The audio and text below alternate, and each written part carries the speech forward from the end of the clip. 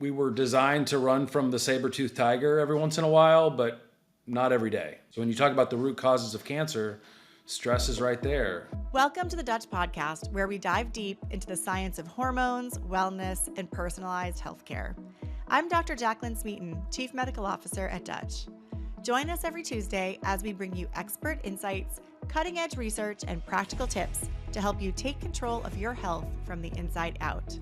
Whether you're a healthcare professional or simply looking to optimize your own well-being, we've got you covered. The contents of this podcast are for educational and informational purposes only. This information is not to be interpreted or mistaken for medical advice. Consult your healthcare provider for medical advice, diagnosis, and treatment. Hi, and welcome to this week's episode of the Dutch Podcast. I'm really interested in this topic today, and I think that you're going to really like it too, because it touches upon a condition that has probably touched each and every one of our lives, and that's cancer. Our guest today is a specialist in integrative oncology, really combines that evidence-based natural approach with conventional care. And he really describes it at the end where this is a time where we pull all the resources and you put it all on the table and everyone works together as a team. So if you are someone who works with patients with cancer, or you're a patient yourself, or your loved one's going through cancer, you're going to get so much out of today's episode. Dr. Lucas Timms was actually a microbiology graduate from the University of Arkansas and then trained at Southwest College of Naturopathic Medicine and then completed an oncology-focused residency at City of Hope. He's now a fellow of the American Board of Naturopathic Oncology, and he's deeply committed to research, teaching, and advancing integrative cancer care through clinical innovation and patient education. Now, we really wanted to focus the episode initially on prostate cancer, but what we really talked about was the role of things like hormones and inflammation and toxins and lifestyle and all the other factors that really compound to change cells from healthy cells into aberrant, potentially cancerous cells. This is a really great episode for everyone to listen to, whether you want to be preventing cancer or you're helping someone through that process. So, Dr. Timms, we're really happy to have you on the Dutch Podcast today. Thank you so much for joining. Thanks for having me, Jacqueline. Now, a lot of our audience is healthcare practitioners, functional medicine, naturopathic, et cetera. And I always love to start with you just sharing a little bit about your story of how you got here. You know, obviously as a naturopathic doctor and also focusing on oncology. Can you share a little bit about your background and not from a bio perspective, but what's moved you to kind of be in this type of practice? Yeah, sure. I'd love to. My origin stories kind of goes back to undergrad, I guess. I was, not really sure what I wanted to do when I was in college and had some, pivotal sort of mentors and teachers that I met along the way that got me interested in medicine and more so health, I guess, than medicine. But that kind of got me thinking about, sort of working in the healing arts space. And at that point, I had never even, really heard of naturopathic medicine or was aware there was specific schools for that. But, obviously we had the internet at that time, which was helpful. And so I was luckily able to find some of these programs and, applied and went and visited. And it just felt very consistent with what my philosophy and ethos was. My parents were very crunchy, I guess you could say, growing up, kind of macrobiotic diet type people.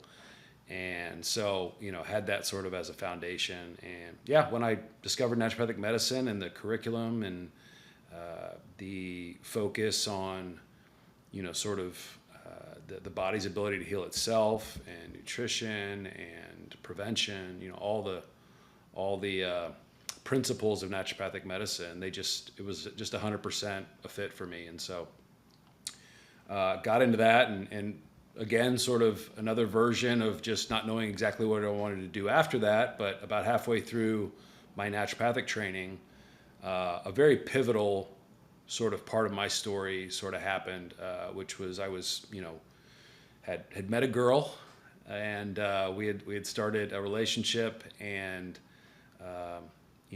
6 months or so into that relationship, she actually was diagnosed with cancer. And so, went through that whole process with her and, fast forward, it's a long story, but fast forward, she ended up doing great and we were able to sort of navigate both the, conventional side of oncology care and start incorporating some of the naturopathic support. And that sort of just lit a spark for me to really want to explore that as a specialty.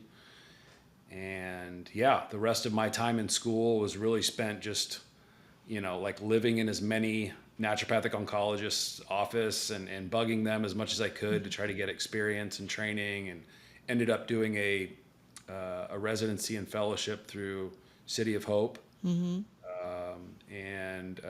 Yeah, the rest is history. I've been, Great. working with cancer patients day in and day out for the last 16 years since. What a great, I mean, like sometimes it sends chills up my spine to think about the way people come and go in our lives. And like sometimes you're the right person for someone at the right time, or they're the right person in your Yeah. life at the right time. And what a gift you must have been. That's a beautiful story. Thank you for sharing. Well, and vice versa, right? Yeah, absolutely. Well, today we are going to kind of pick your brain on your expertise around cancer, specifically around prostate cancer, which we've really never talked about on the Dutch podcast. We've been live for years. I don't know. This is 200 and something episode. But it's such a really important topic to cover because it's hormone related. It like ties right into all the work that we do. Sure. And it's also really common. I mean, it's one of the most common cancers seen. Yeah. Can you just start by maybe orienting listeners to like who might be new to prostate cancer? I'm thinking about people who find us who are thinking that maybe they were newly diagnosed or their parent was, or, because it's something that, most men die with prostate cancer. Yes. Maybe not of prostate cancer, but with. So I'll make that distinction. Let's just kind of dive into that from a general perspective first. Sure. Yeah. Yeah. You're right on a lot of those. It's a growing, incidence in terms of types of cancers that we're seeing. It's obviously very common in men. Only men get prostate cancer. I say that because, with breast cancer, actually men can get breast cancer, but only men can get prostate cancer. It's the one thing women are spared of. It's the one thing women are Right. spared of all the other torturous stuff you guys have to go through. But anyways, so prostate, anatomically, we're talking about a very small gland that sits sort of right anterior to the rectum, and in between the male genitalia and the lower end of the colon. And, it's not a gland that gets talked about unless there's a problem with it, right? Right. So, a lot of people are familiar with sort of enlarged prostate. It's a very common thing that most men run into, sort of as they move into their, late 40s, 50s, 60s. And that's just an inflamed, swollen prostate gland that gets enlarged and can clamp down on things like the ureters and other vessels that are very tightly bunched down there. It's kind of like a big cul-de-sac at the bottom of your pelvis there. And anytime you get swelling of anything there, it's going to push and press on other things and cause symptoms. So prostate cancer is very common amongst people who have a BPH or enlarged prostate, but you can see it without an enlarged prostate as well. And so this is where it can be a little bit more insidious or harder to sort of get any warning signs that you might have a problem. But, this is generally a cancer that we've seen in older men. I'd say it's still rare that we find prostate cancer in men under the age of 50, but I would say that incidence is ticking up, just like we're seeing all cancers tick up in younger and younger patients. But it typically is still a cancer of, sort of older men. And that's interesting as we talk about hormones, obviously, because what happens as we age? Typically, what happens with our hormones? They change. They decline, like testosterone. They go down, right? So the same thing with breast, with breast cancer, right? These hormone-sensitive cancers, we tend to see the majority of these happen or occur in the older we get, Right. not the younger we get. So when we talk about hormone positive or hormone driven or hormone related cancers, it's important to note that the hormones themselves are not really the problem, right? And so same thing with prostate. It's not the testosterone that's it's not that you have too much testosterone that's causing prostate Mm-hmm. cancer. Actually, you go back about 100 years, that's what they thought. But it wasn't until they had more sophisticated ways of testing and looking at things under microscopes and immunoassays that they were able to separate, okay, testosterone can fuel prostate cancer, just like estrogen can fuel breast cancer, but these are not the root causes of the disease. Right. Yeah, I'm really glad that you bring that up because I think you're right. It's as science gets more refined and testing gets more refined, you realize there's more nuance to that. I mean, this is a big topic of conversation because of menopausal hormone therapy and the relationship to breast cancer being talked about. And a lot of women were very, very afraid. And actually, the recommendation used to be that if you had a family history of breast cancer, you should avoid it. But now we realize that that's not the case. There's more to the story, and it actually can be a viable option for women with a family history of breast cancer still. So I'm really glad you brought that up. So let's talk a little bit about the hormones that do matter with prostate cancer, because there is some hormone connection as Sure. well, and that Sure. some changes in things like testosterone and DHT can influence prostate cancer for sure. Yeah, testosterone, hormones are, you know, obviously, if you've, for your listeners and people that follow the podcast, I'm sure they're much more well educated on the symphony of hormones that we have in our body. But no one hormone sort of exists in a vacuum, right? It's all this, symphony type effect. And what we're really talking about with hormones is healthy hormones are the right balance of the hormones. Anytime you have imbalance, that's when you're going to see sort of associated diseases. But yeah, you've got different types of testosterone. You've got different types of receptors and different types of carrier molecules in the bloodstream. They've been able to distinguish between more harmful types of testosterone and more beneficial, I guess you could say. And a lot of that has to do with just, is it in balance with what's going on in the body or not? And when we talk about these imbalances, it has less to do with the hormones and more to do with your diet, your lifestyle, your environment, and how the body is responding to all that. Right. Yeah, and because a lot of the changes happen with lifestyle change, you might get hormone synthesis alterations, but you also get hormone metabolism alterations, which, that might be something else to kind of talk a little bit about. Certainly something that we love to talk about because we're a urine test that we can look at metabolites, but certainly downstream metabolites of androgens are just as important as the androgens themselves. You look at something like DHT, which is multiples more potent than testosterone when it comes to receptor function. Yeah, I mean, you definitely want to, if we're talking about, ways to optimize hormones, you definitely want to start with a test like a Dutch test. It's also helpful to look at the blood tests as well, the blood levels. But seeing that full metabolism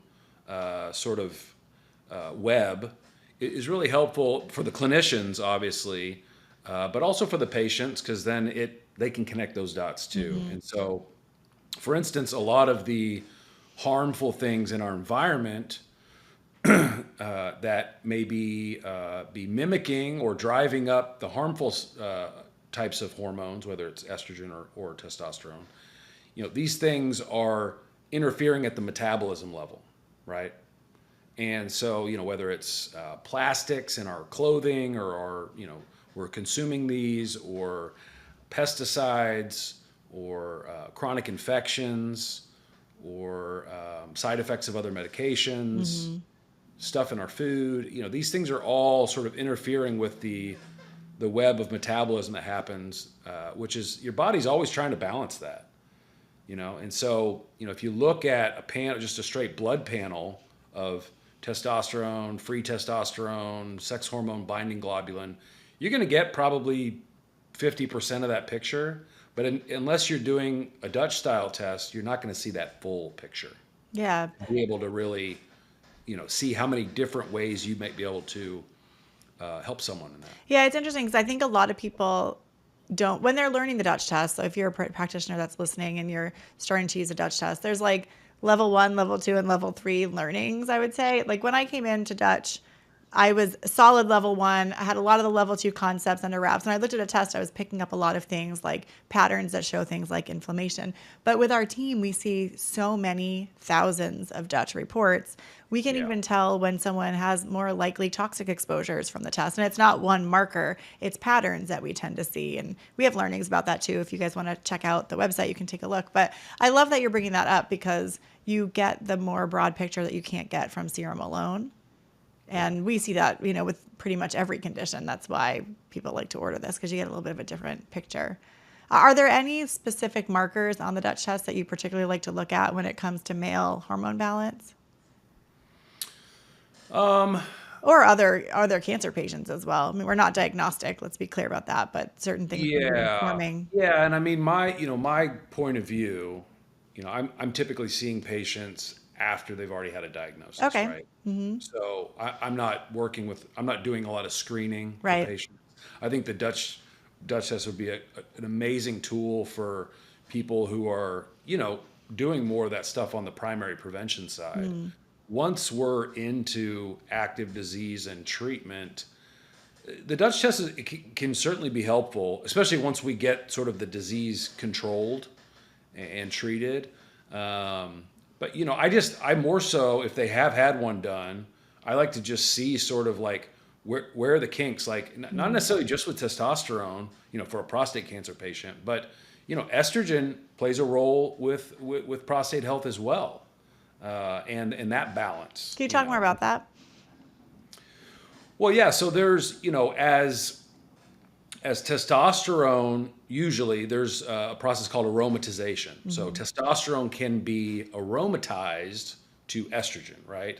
And men typically, if they have enough estrogen, you're going to see levels probably in that 10 to 20 range, right, of estradiol that they're converting from testosterone, right? And so that aromatization can either get upregulated or downregulated depending on what you got going on. Usually the less testosterone, you're going to get less estrogen, right?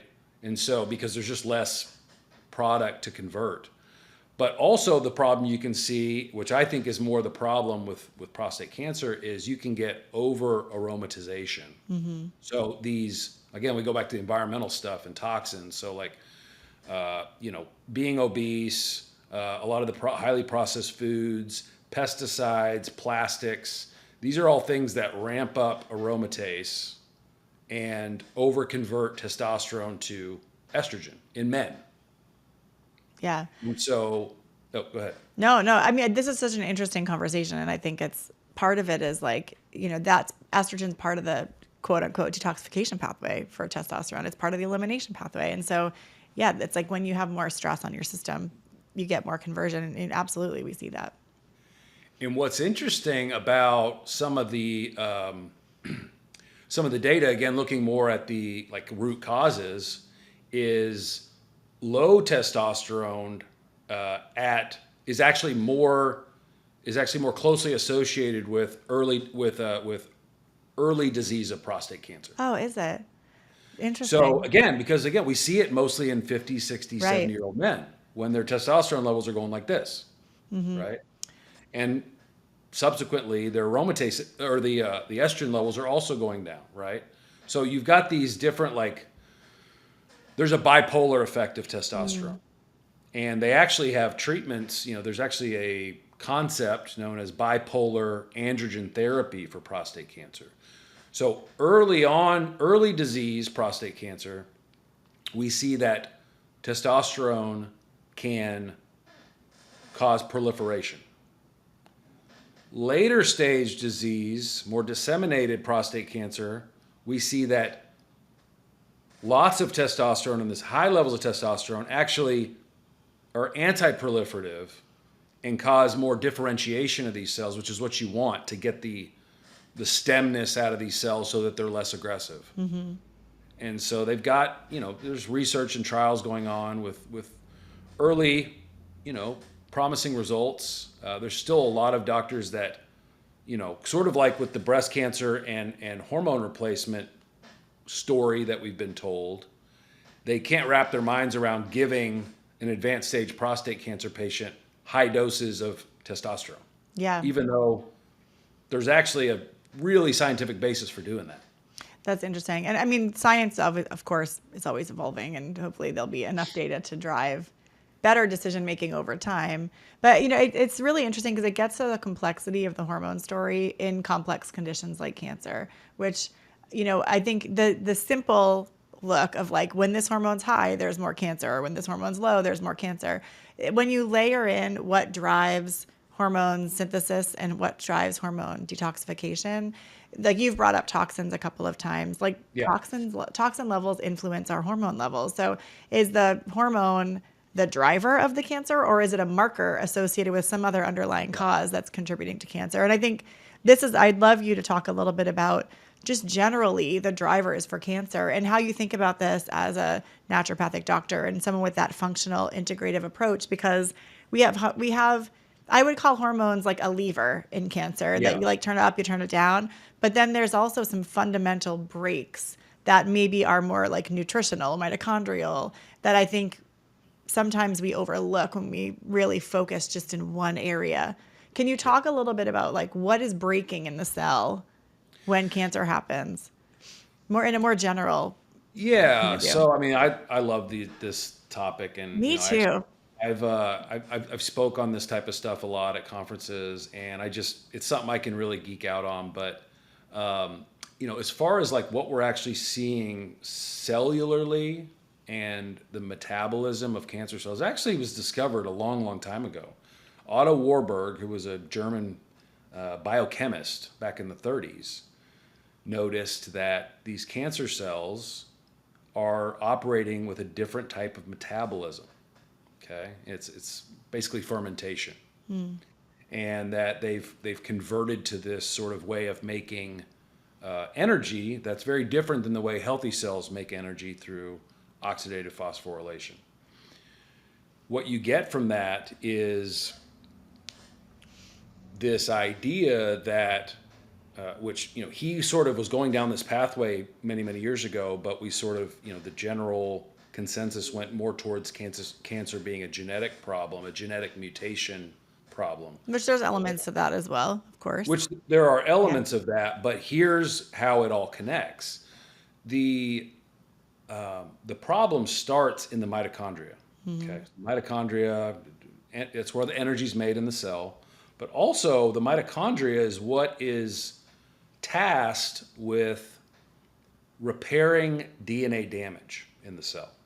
Okay, so stay with me here. But I'm with you. you've got environmental problems, toxins, infections, inflammation, whatever else, that are causing, these are mitochondrial disruptors. Okay, that is where the actual insult is happening, at the mitochondrial level. Okay. And then we've got DNA mutations that are happening in the cell. Okay, and there's some things that directly cause DNA damage, but a lot of times it's just these senescent cells that hey, you've got some SNPs here, you've got this going on. If the mitochondria is working properly and producing enough energy, it can run all the cellular tasks it needs to run and make sure that there's DNA repair going on for these mutations. Once the mitochondria gets damaged enough from these environmental insults, it has to convert, it basically reverts back to this sort of old programming that we had way back when you looked at single cell organisms. And one of the first things it stops doing is repairing DNA damage in the nucleus. We'll be right back. Here at Precision Analytical, we've launched the biggest update to our report since 2013. The new and enhanced Dutch report puts the most actionable hormone insights right on page 1, making it faster and easier to interpret. You'll see a reimagined summary page, upgraded visuals for estrogen and cortisol metabolism, and an all-new About Your Results section, what we call the Dutch Dozen, a 12-point framework that helps you understand your patient's hormone story in minutes. It's a smarter, simpler, and more insightful Dutch experience. From now through December 19, 2025, all registered Dutch providers can order 5 Dutch Complete or Dutch Plus kits for 50% off. Give us a call or visit DutchTest.com/order now. Must have a registered Dutch provider ID. Domestic and Canada only. Promotion not available through distributors. Prepaid and ship to facility only.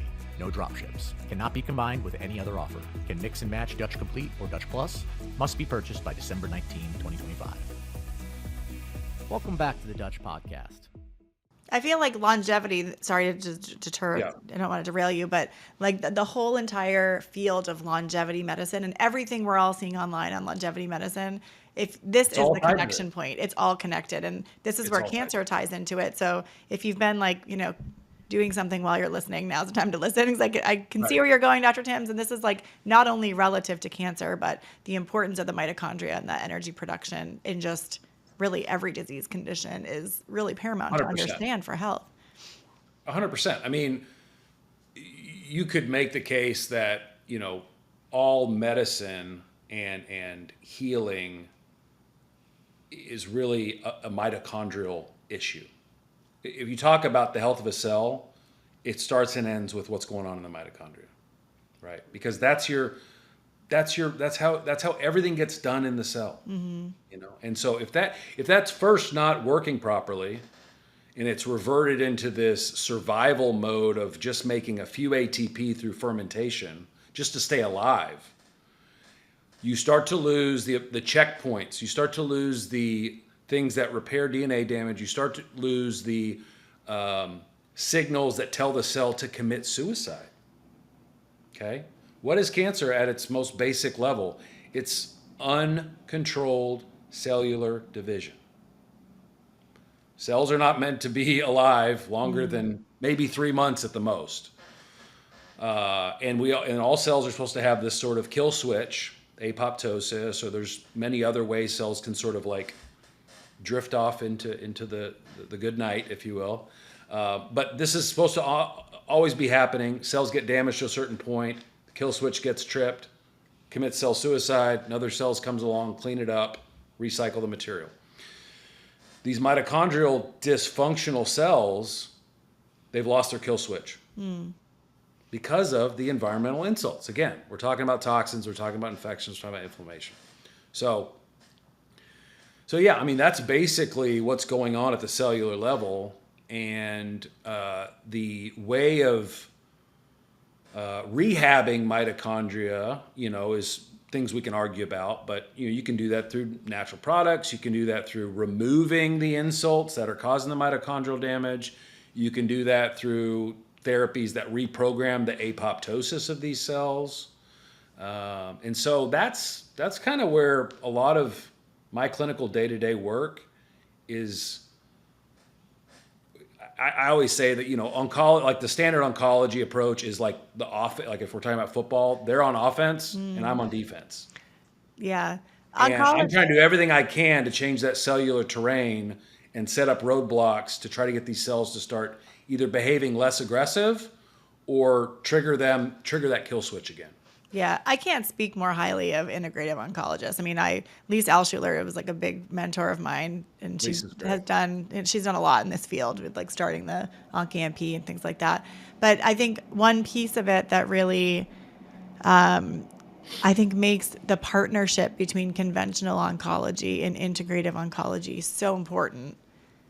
And I'll just sing this for anyone listening that's going through cancer, finding like a naturopathic oncologist to work with. There's a board certification. They have to take tests. You have to have training to get that board, the FABNO certification, is that cancer, one, treatment can be so difficult to tolerate from a side effect perspective. And integrative medicine has such great solutions to help you feel better through treatment.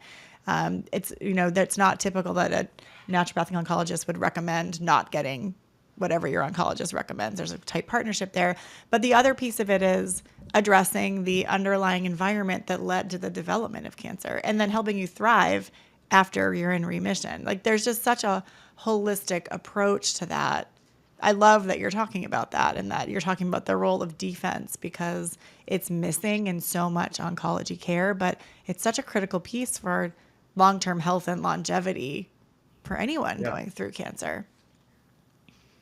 Oh, 100%. I mean, we just see patients day in and day out, and I've seen this for, most of my career that, they come in and they say, well, my oncologist, gave me a great report, and they're not sure what I'm doing, but they say keep doing it because you're doing way better than all my other patients that aren't doing it. So, whether it's quality of life or getting better outcomes on their scans or numbers, or just, I think just the manner in which you approach things, the more things that you feel like you have control over, whether it's the defensive side, the diet, the lifestyle, the natural products, even the mental emotional side of things, which naturopathic oncologists tend to focus on more than the conventional side. It all has its place, and why not stack the odds in your favor? Yeah, absolutely. There's been tremendous breakthroughs on the conventional side with all the offensive things that we can do to kill cancer, but you got to also create health in the body at the same time and deal with those, like you said, the root causes of why you sort of have this fertile ground that the cancer is thriving in. Another area that we talk a lot about on the podcast, of course, with Dutch is cortisol, because we test cortisol in urine and saliva. And really, when we think about stress and the impact of the HPA axis on balance of all of our systems, there's a huge impact, including our immune system, including those kind of regulatory checkpoints that can cause overgrowth or good control. Can you speak a little bit to the role that you see stress playing in your oncology patients, or as a part of an etiology or part of like a treatment plan going forward? Is there a piece of that we should really be looking at as well? Yeah, I think there's so many stories you can tell about the role of stress hormones, cortisol being the main one in disease, not just cancer, but all diseases. And I think, we're like modern beings living in a very modern world that are, but we're also like running on a very old school genetic code that's not very well adapted to the modern world. We want cortisol. We want to be able to ramp cortisol up and have those stress hormones for maybe 5% of the day. But right now it's maybe 75% of the day that people are getting too much of that stress hormone just because of, the modern world and the lives that we're living in. So I had to laugh at myself yesterday because I wear an Oura ring. So it tracks, it doesn't track cortisol, but it tracks like heart rate, body temperature, blah, blah, blah. Right. And yesterday it was like, your stress is like higher than average. And it showed me this graph that showed my physical activity and my stress levels mapped. And it was like, you could see in the morning, I like lifted heavy weights. My activity was super high. And then it was like flatlined through my work day with no activity. And then I like went for a walk after work. So I had activity after work. And my stress level was like the inverse. It was like low during the workout, and then it was super high during the sedentary work day. And then it was low again during my walk. It was just such a funny flip flop. But when you say we have like ancient, we were built on ancient architecture, you know, that's it. It's like we're meant to just like move all the time and be at a low level of stress. And yesterday's graphic, I should share it so I could like put it in the show notes and have a laugh, everybody. It was like such a show of what modern day does to our hormone secretion. Yeah, and not just the hormones, but again, remember what we just talked about with the mitochondrial damage. Right. Stress is having that same effect on our mitochondria. Okay. Yeah. So when you talk about the root causes of cancer, stress is right there. But yeah, it's, we were designed to run from the saber-toothed tiger every once in a while, but not every day and not for multiple hours a day. And so, we talk a lot about patients, and we use the data, whether you get it from a Dutch test or any kind of hormone test. We'll measure people's cortisol levels. Better if you can get, a big data set to look at. But even just, you can tell the people, you kind of get a feel for people when they're like a little bit anxious and stressed, which a lot of people with cancer are going to be in that just as a byproduct of going through the diagnosis and prognosis stuff. But yeah, you'll see a lot of things will directly fluctuate with those cortisol levels, whether it's their tumor markers or inflammation markers. We know that prolonged elevated cortisol in the body will lead to more inflammation, higher levels of CRP, IGF-1, fibrinogen. These are things you can directly test in the blood, and you will see patterns that directly link with stress and cortisol. Yeah. Yeah, I'm really glad to talk about that because I think that's another kind of element to really, like you said, all disease. It is influenced by cortisol levels and by stress levels. And so understanding fundamentally what's happening inside someone's body and their biochemistry is really critical for cancer and every other condition. And I think when we talk about Dutch test, we love to talk about reproductive hormones, estrogen, progesterone, testosterone. But I do think that we should be talking more about cortisol in today's society. We talk a lot about it, but I think that you can't really overstate the importance of it. And hopefully we're going to see more and more literature come out around this, although there is a lot of data already. There is. I would say that there's a lot of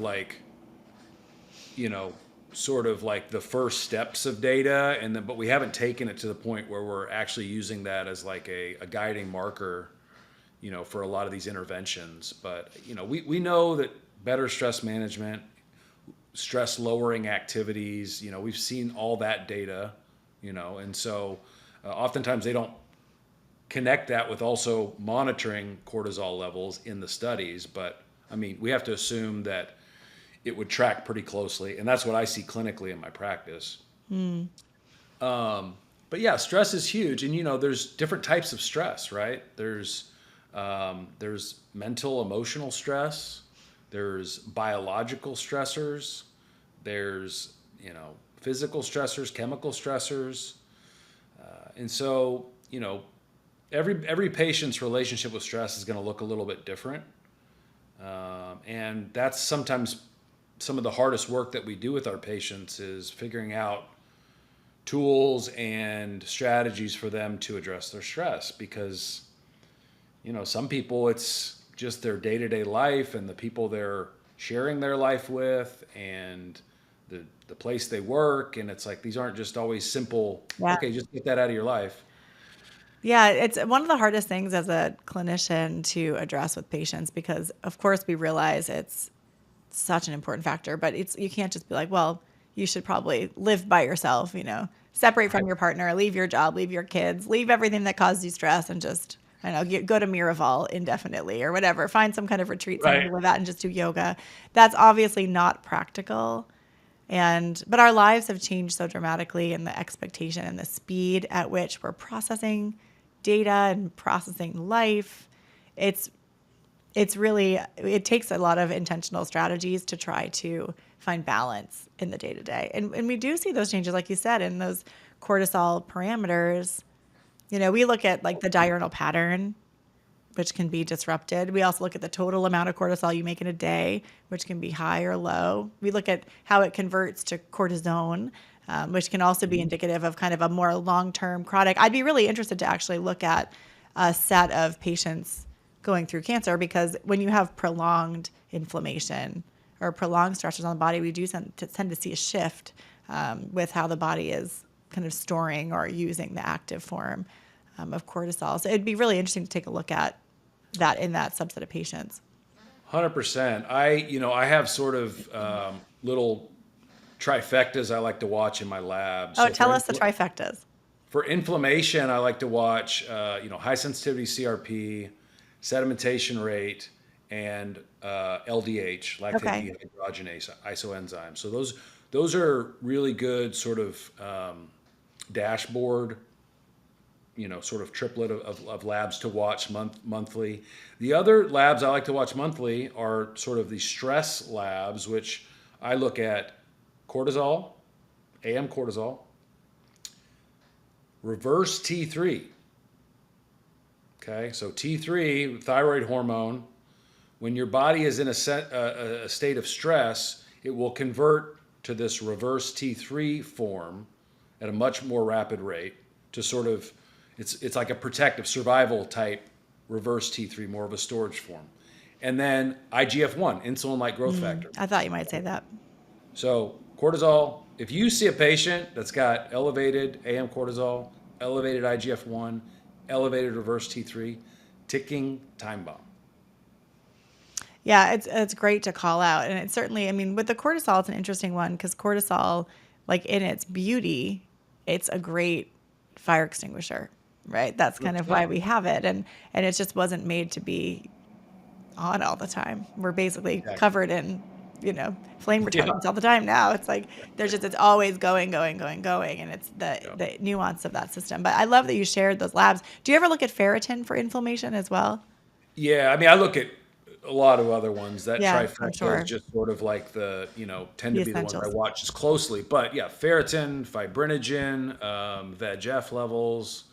There's lots of other cancer inflammation type markers you can watch that are very helpful for setting up sort of your scoreboard for each patient and figuring out, okay, what do I need to tweak this month or next month to make sure that we're steering this patient back in the right direction. I love that. So you're getting that kind of regular feedback from the lab data to be able to drive the Exactly. decision making. Yeah, I think it's really critically important to be assessing that regularly, and I Yeah, I love. mean, early on for sure. Once you get people sort of like in a good place, then you can start to space it out. But when we're dealing with people right away and we're really trying to shift that terrain, we watch it monthly. We watch it every month and we make lots of changes. It's every once in a while we kind of nail it right out of the gate as far as what they should be doing, but more often than not, it takes a series of sort of, guess and check type things and trial and error and figuring out what works for each person because it's, everyone's so different, as you know. Yeah. What are the things that you typically recommend, like particularly on that lifestyle side? And I'm particularly curious. I mean, I work mostly with women. I have my whole career, and still that's what we talk about and read about for the most part. But I think, especially with men, I do think that when it comes to stress management, there's probably different tools and mechanisms that support, or that men, I wouldn't say that work better for men, but maybe men more resonate with. And I found Yeah. this with fertility. There's tons of data on like therapeutic interventions that might be stress relief or like therapy, stress relief, yoga. But what we find is all the data is it works for some, it doesn't work for others. And that makes sense to me because it's like you have to find what works for that individual. Yeah. And in a cohort of however many hundred, you're going to get some people who don't really want to go to group therapy or don't Yeah. resonate with yoga. What are the things that you're finding are best for men?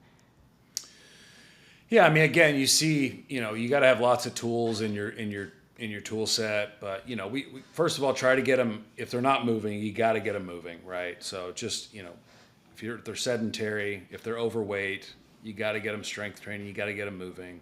If they're drinking alcohol, you got to get them off the alcohol, and then really look at sort of with them like stress management in terms of a lot of these guys are just burning the candle at both ends, and they're not doing a lot. Women are much better at the self-care, even though, a lot of women still need help there too, but they're much better than men as a whole in like carving out time for themselves and doing sort of more self-care.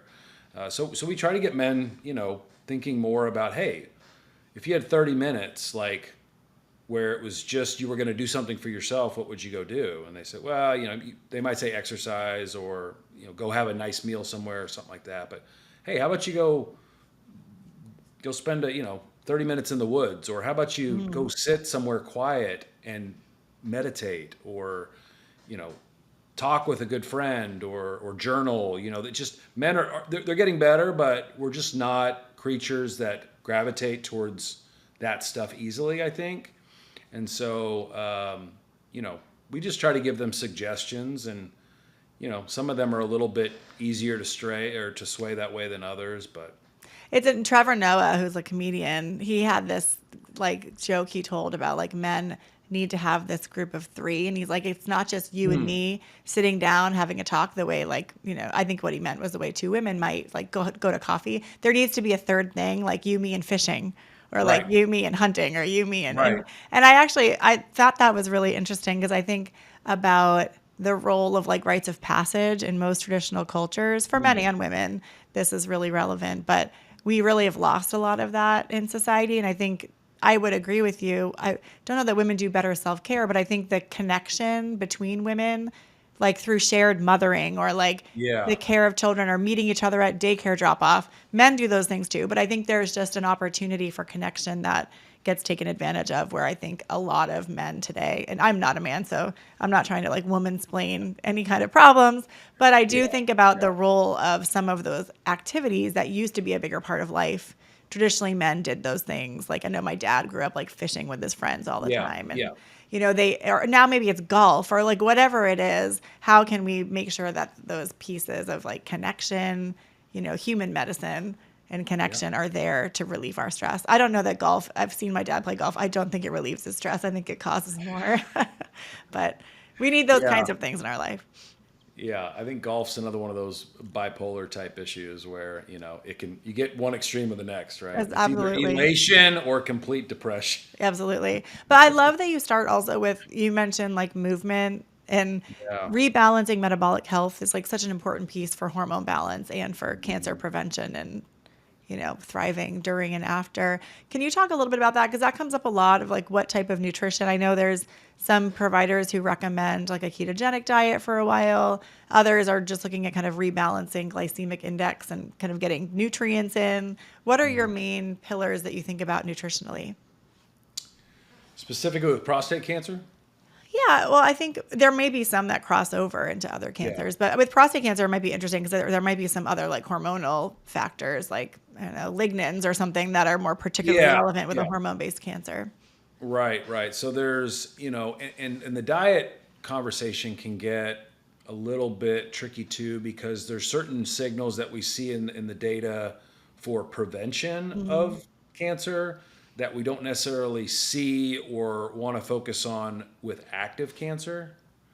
And so, I think an anti-cancer diet, I think we would pretty much all agree would be something akin to a low carb Mediterranean style diet, something that's devoid of packaged and processed foods, refined sugars, eating ancestrally, I guess you could say, and just eating real food and not overeating. Whereas, specifically with prostate cancer, there's some data that a more plant-based approach that probably includes more things like lignans or flax or chia seeds, and also soy, which is a phytoestrogen. That word freaks a lot of people out, but it actually has been shown to be quite protective for hormone-related cancers. So there are some signals in the data for a more plant-based approach with prostate cancer specifically. However, once you have the disease, we're really thinking about diet more as a way to put pressure on the cancer cells, right? Okay. And so this is where a ketogenic diet would be a potential short-term approach to sort of shut off fuel supplies, starve an active cancer cell, and maybe even increase the likelihood of your conventional treatments working more effectively. Does that get back to the type of like cellular respiration that's happening, like the differences that you talked about, where a cancer cell that's like what you described as fermenting is more affected by reduction in glucose compared to like a normal functioning cell? I'm not a cancer specialist, but can A you talk a hun- little bit more about that? Yeah, 100%. It all connects back to sort of some of the foundational stuff we talked about cellularly. Cancer cells are, for the most part, they can use lots of different fuels. But what they prefer, especially when they're in their growth phase, is sugar, glucose. Okay. They like to take in, they just are hoovering in glucose and they need lots of it to make a very little amount of energy with that fermentation process, right? Whereas the opposite happens with our healthy cells. Our healthy cells can take in a very little bit of glucose, and also they can use things like ketones, fats, and proteins, and they don't need much to make a lot of energy. It's very efficient. Okay, so when you starve cancer cells of that easy fuel, that glucose, it doesn't make them starve completely, but it makes them work a lot harder, and it also makes them much more vulnerable to the other pressures that you're putting in the system, whether it's chemo or radiation or IV vitamin C or whatever. All these things seem to work better. You get a better kill effect of cancer cells when they're in a vulnerable stress state, whether that's through fasting, ketogenic diets, hyperthermia, you want to stress those cancer cells to sort of set them up to be more vulnerable to the killing aspect of those therapies. Yeah, I love the way you describe that because it really, I mean, I think one huge misconception is that like a naturopathic oncologist is going to tell you that you shouldn't go and use chemotherapy. You should use natural, mistletoe or whatever instead. And I have never, it's like really uncommon for that to happen. I don't really hear about that happening. I think the mindset, the good ones don't. Exactly, the good ones, the ones that are like really trained well, are thinking about how can we make chemotherapy more effective at a lower dose with lower side effects. So I love that you're providing that example because I think it's such a service, and there's a myth that needs to be busted around that. Yeah. Where you are, like the training is how to be adjunctive care to get you well again, including all avenues available to you. Yeah, I mean, I think, we all kind of have our own lenses and we're like all of our lives are based on our past experiences up until now. In my 16 years of working exclusively with cancer patients, I've discovered that, it's an all hands on deck type of situation. You can't afford to say, I'm just not going to do any conventional medicine, or I'm not going to do any naturopathic support, or I'm not going to do any mind-body support. Like, you better be grasping at everything you can because cancer is diabolical and it doesn't care. And, we are seeing much more aggressive types of cancer now. We should not be. And younger people too. It's really. Younger people, we yeah. should not be limiting our tool sets. We should be expanding them. Yeah. And attacking this thing from, like I said, offensive, defensive, special teams. Like, we want a big team of people helping with these problems. And so, yeah, I mean, there's people that find cures through all different types of ways of healing. And I don't want to discount those experiences for people. But clinically, what I see day in and day out is the people that have the best outcomes are utilizing the best of both worlds. Well, I can't think of a better way to wrap our podcast today. So I've really enjoyed talking with you, and thank you for helping to make the stress connection, the hormone connection, and really talking about some of those underlying factors that should be on the minds of anyone going through cancer or with a loved one with cancer. I've really appreciated talking with you, Dr. Kims. Thank you. For listeners who want to learn more about you and the work you do, what's the best way for them to reach you or to keep hearing from you? Yeah, I'm on Instagram most as far as social media goes. So at Dr. Lucas, doctor spelled out, and website, www.drlucas.org. Again, doctor spelled out. And then my practice is at Root Causes, rootcauses.com. We're in San Antonio, Texas. And yeah, we have people that come from all over the country, all over the world to see us here. So wonderful. Well, thanks for joining us today. Thanks for having me. Thanks for joining us on the Dutch Podcast. Join us every Tuesday for new conversations with leading functional health experts. If you like what you've heard, be sure to like, follow, and subscribe wherever you get your podcasts.